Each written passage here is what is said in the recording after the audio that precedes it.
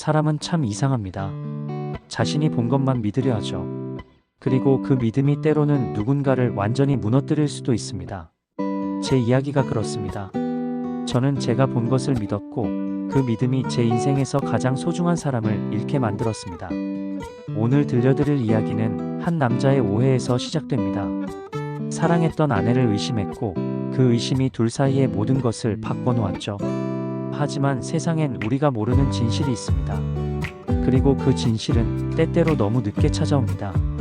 지금부터 제가 겪은 일을 있는 그대로 말씀드리겠습니다. 여러분은 저를 비난하실 수도 있습니다. 당연합니다.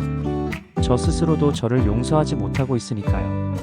회사에서 퇴직한 지 벌써 2년이 지났습니다. 처음엔 좋았어요. 아침에 알람 소리에 깨지 않아도 되고 출근 시간에 쫓기지 않아도 되고 자유로웠죠. 적어도 처음 몇 달 동안은요. 그런데 시간이 지날수록 이상한 감정이 밀려왔습니다. 허전함이랄까요. 회사에 다닐 때는 제가 누군가에게 필요한 사람이었습니다.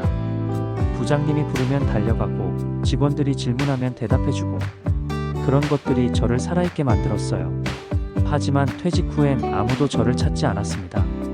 아침에 일어나면 텅 빈 집, 아내는 출근하고 없고 저는 혼자 커피를 마시며 하루를 시작했죠. TV를 켜고 뉴스를 보고 점심을 먹고 낮잠을 자고 그렇게 하루가 갔습니다. 그런 생활이 반복되던 어느 날 이상한 점을 발견했습니다. 아내가 늦게 들어오기 시작한 겁니다. 예전에는 저녁 6시면 현관문이 열렸는데 요즘은 밤 9시, 어떤 날은 10시가 넘어야 들어왔어요. 처음엔 회사 일이 바쁜가 보다 생각했습니다. 그런데 이상했어요. 아내는 그동안 한 번도 야근을 해본 적이 없었거든요. 그런 사람이 갑자기 매일 늦게까지 일한다는 게 뭔가 석연치 않았죠. 어디 갔다 왔어? 제가 물으면 아내는 항상 짧게 대답했습니다. 친구 좀 만났어. 회사 일 좀 있었어. 그리고는 피곤하다며 방으로 들어가 문을 닫았어요. 예전에는 들어오자마자 제게 다가와 하루 일과를 이야기하던 사람이었는데 그때부터였습니다. 제 마음속에 작은 의심이 싹트기 시작한 게 그 의심은 마치 작은 씨앗처럼 제 마음속에 뿌리를 내렸고 날이 갈수록 점점 더 크게 자라났습니다. 아내의 휴대폰에는 언제부턴가 잠금이 걸려 있었습니다. 전화벨이 울리면 부랴부랴 다른 방으로 가서 받았어요. 통화 내용도 들리지 않게 문을 닫고 작은 목소리로 얘기했죠. 제 앞에서 웃는 일도 줄었습니다. 그녀의 미소가 이제는 저를 향하지 않았습니다. 예전에는 제 농담에도 깔깔 웃던 사람이 이제는 무표정하게 고개만 끄덕였어요. 저녁 식사 시간도 점점 조용해졌습니다. 숟가락 부딪는 소리만 들릴 뿐 대화는 거의 없었죠. 퇴직 후 저는 할 일이 없었습니다. 그래서 더 그랬던 것 같아요. 아내의 일상을 관찰하기 시작했죠. 그게 잘못인 줄 알면서도 그때는 멈출 수가 없었습니다. 아내가 출근할 때 어떤 옷을 입는지, 화장을 언제보다 진하게 하는지, 향수를 뿌리고 나가는지 이런 것들을 매일 체크했어요. 그리고 어떤 날은 몰래 뒤를 밟기도 했습니다. 지금 생각하면 정말 부끄러운 일이지만 그때는 진실을 알고 싶다는 생각뿐이었어요. 그리고 그날이 왔습니다. 제가 결정적인 장면을 목격한 날이요. 아내가 회사 근처 카페에 들어가는 걸 봤습니다. 저는 조금 떨어진 곳에서 지켜봤어요. 그리고 그 장면을 봤습니다. 아내가 낯선 남자와 함께 앉아 있었습니다. 30대 후반쯤 돼 보이는 잘생긴 남자였어요. 두 사람은 마주보며 이야기하고 있었고 때때로 웃음을 터뜨렸습니다. 그 웃음이 제 가슴을 찢어 놓았습니다. 아내가 저에게는 절대 보여주지 않던 그런 밝은 표정이었어요. 눈이 반짝이고 입꼬리가 올라가고 손을 흔들며 이야기하는 모습. 언제 마지막으로 제게 그런 표정을 지었는지 기억조차 나지 않았습니다. 두 사람은 1시간 넘게 그 카페에 있었습니다. 저는 밖에서 계속 지켜봤어요. 추웠지만 움직일 수가 없었습니다.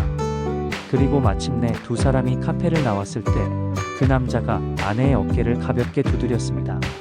친근한 제스처였죠.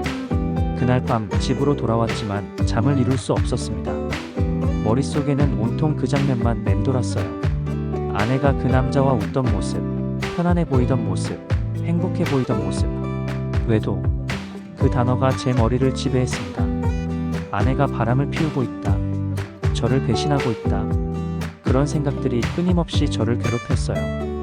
제 인생의 전부였던 그 사람이 저를 속이고 있다는 생각에 자존심이 무너져 내렸습니다. 그녀가 그런 사람이 아니라고 믿고 싶었습니다. 30년을 함께 산 사람인데 그럴 리 없다고 스스로에게 말했어요. 하지만 제 눈이 본 건 부정할 수 없었습니다. 거짓말을 하지 않는 건 바로 이 두 눈이니까요. 며칠을 고민했습니다. 어떻게 꺼내야 할까, 뭐라고 물어야 할까.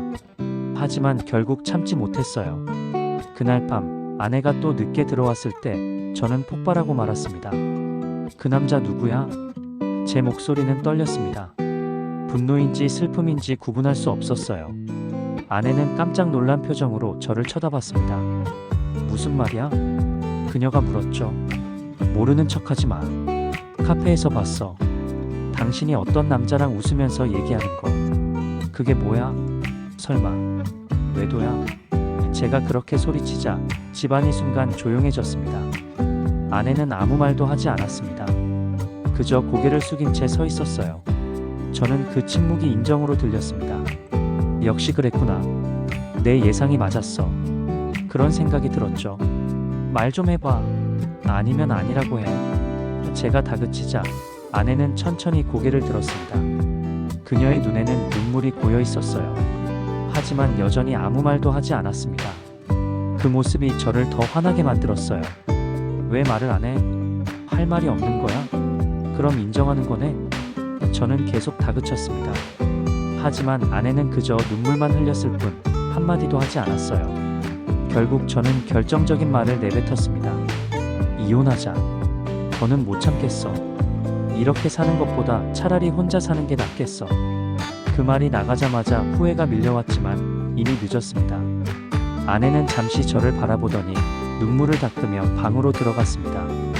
문이 닫히는 소리가 유난히 크게 들렸어요. 그날 이후 우리는 식탁에서 마주 앉지 않았습니다. 같은 집에 살았지만 완전히 다른 세상에 있었습니다. 아침에 일어나면 아내는 이미 출근한 후였고 저녁에 들어올 때는 저는 일부러 방에 들어가 있었어요. 서로 얼굴을 마주치지 않으려고 애썼습니다. 그렇게 몇 주가 흘렀습니다. 집안의 공기는 점점 더 차갑게 식어갔어요. 말 한마디 없이 지나가는 날들이 계속됐고 저는 제 선택이 옳았다고 스스로를 위로했습니다. 하지만 마음 한구석은 계속 불편했어요. 몇 달이 흘렀습니다. 이혼 서류를 준비하려고 했지만 이상하게도 마지막 단계까지 가지 못했어요. 뭔가가 저를 붙잡고 있었습니다. 아직 정리되지 않은 무언가가. 집 안에는 늘 정적이 깔려 있었습니다. 아내는 여전히 늦게 들어왔고 저는 여전히 그녀를 믿지 않았어요. 하지만 이상한 일이 있었습니다. 아내가 없는 날이면 집이 너무 조용했던 거예요. 밥상 위에 반찬이 그대로 식어가도 그녀의 발소리 하나만 들리면 마음이 놓였습니다. 현관문이 열리는 소리에 귀를 기울이고 있는 제 모습을 발견할 때마다 스스로가 한심했어요. 사랑은 사라진 줄 알았습니다. 그런데 그게 아니었어요. 사랑은 여전히 있었지만 표현할 방법을 잃었을 뿐이었습니다. 의심과 분노 뒤에 숨어있던 사랑이 가끔씩 고개를 들었지만 저는 그걸 인정하고 싶지 않았어요. 어느 날 밤 아내가 주방에서 물을 마시고 있었습니다. 저도 물이 마시고 싶어서 나갔는데 두 사람이 마주쳤어요. 잠깐의 침묵이 흘렀고 저는 먼저 돌아서려고 했습니다.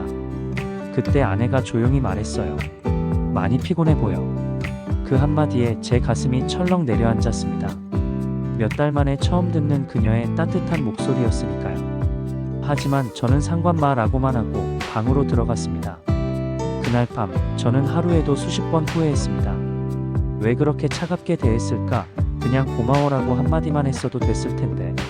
하지만 그 후회조차 자존심이 막았습니다.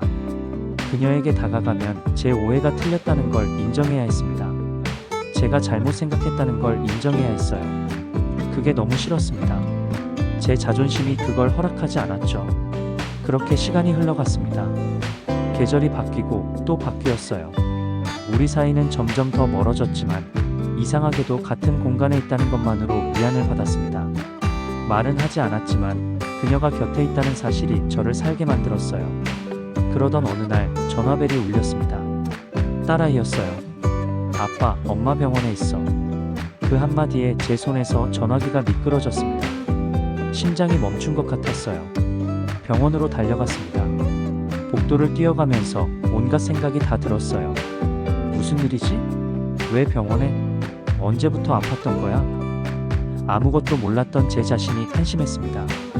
병실 문을 열었을 때 창가에 앉아있는 아내가 보였습니다. 햇빛이 그녀의 흰 머리에 스며들었어요. 언제 이렇게 머리가 하얘졌을까? 그제야 알았습니다. 제가 그녀를 얼마나 오래 제대로 보지 않았는지. 그녀는 여전히 아름다웠습니다. 아니, 더 아름다웠는지도 모르겠어요. 세월이 만든 주름 하나하나가 하얀 머리카락 한 올 한 올이 모두 소중하게 느껴졌습니다. 아픈데 왜 말 안 했어? 제가 떨리는 목소리로 묻자 아내는 미소를 지으며 말했습니다. 걱정할까봐 그랬지. 금방 나을 거야. 별거 아니야. 하지만 저는 알았어요. 그게 거짓말이라는 걸. 탁자 위에는 병원 영수증들이 쌓여 있었습니다. 날짜를 보니 몇 달 전부터였어요. 그 많은 시간 동안 아내는 혼자 병원을 다녔고, 혼자 아파했고, 혼자 견뎌냈습니다. 그리고 제게는 한마디도 하지 않았어요. 영수증 밑에 편지 한 장이 있었습니다. 접힌 종이였는데 제 이름이 적혀 있었어요. 손을 떨며 그 편지를 펼쳤습니다. 아내의 글씨였습니다. 당신에게. 이 편지를 읽고 있다면 아마 당신은 많이 놀랐을 거예요. 미안해요. 말하지 못해서.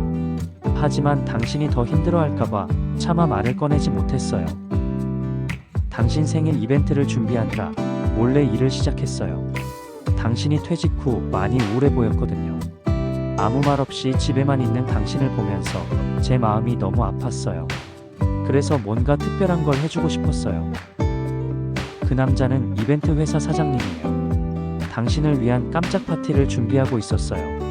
당신 친구들도 다 섭외하고 당신이 좋아하는 음식도 준비하고 모든 걸 완벽하게 만들고 싶었어요. 제가 너무 서툴렀죠. 의심받을 줄 몰랐어요. 당신이 그렇게 오해할 줄도 몰랐고요. 하지만 설명하면 놀라움이 사라질 것 같아서 그냥 참았어요. 조금만 더 참으면 당신이 웃을 거라고 생각했어요. 그런데 제가 아프게 됐네요. 결국 이벤트는 못할 것 같아요. 미안해요. 당신을 많이 사랑했어요. 끝까지. 당신의 웃는 얼굴을 다시 보고 싶었어요. 그게 제 마지막 소원이었어요. 편지를 읽는 동안 눈물이 멈추지 않았습니다. 제가 뭘 한 거죠? 저를 위해 준비하던 사람을 의심했고, 비난했고, 상처 줬습니다. 그 모든 시간 동안 아내는 혼자 모든 걸 견뎌냈어요. 미안해. 정말 미안해. 저는 그 말밖에 할 수 없었습니다. 아내는 제 손을 잡으며 말했어요. 괜찮아. 당신이 오해한 게 당연해. 내가 말을 했어야 하는데. 마지막 순간까지도 그녀는 저를 탓하지 않았습니다. 아내는 그해 겨울 조용히 세상을 떠났습니다. 마지막까지도 그녀는 미소를 잃지 않았어요. 괜찮아. 당신은 잘못 없어. 나를 용서해줘. 그게 그녀의 마지막 말이었습니다. 장례식이 끝난 후 저는 그녀의 방을 정리하기 시작했습니다. 옷장 안에는 낡은 상자 하나가 있었어요. 열어보니 그 안에는 제 사진들이 가득했습니다. 젊었을 때 사진, 결혼식 사진, 아이들과 함께 찍은 가족 사진, 그리고 작은 메모 한 장이 있었습니다. 당신의 웃음을 다시 보고 싶었어요. 그게 제 마지막 소원이었어요. 같은 내용이었지만 다시 읽으니 더 가슴이 아팠습니다. 그녀가 저를 속이려던 게 아니었습니다. 저를 웃게 하려던 거였어요. 저를 행복하게 만들려던 거였죠. 하지만 저는 그 사랑을 의심으로 받아들였고 그녀에게 상처를 줬습니다. 지금도 매일 아침 그녀의 사진 앞에서 인사합니다. 미안하다 그리고 고맙다. 그 두 마디를 반복합니다. 그녀가 떠난 후에도 그녀의 온기는 제 삶의 구석구석에 남아있어요. 그녀가 만들어 두었던 반찬들이 냉장고에 아직 남아있습니다. 먹을 수가 없어서 그냥 두고 있어요. 그녀가 입던 옷들도 그대로 옷장에 있습니다. 향기가 아직 남아있거든요. 가끔 밤에 잠이 안 올 때 그녀와 나눴던 대화들을 떠올립니다. 좋았던 날들, 행복했던 순간들. 왜 그때는 몰랐을까요? 그게 얼마나 소중한 시간이었는지. 저는 제 의심 때문에 그녀와의 마지막 시간을 낭비했습니다.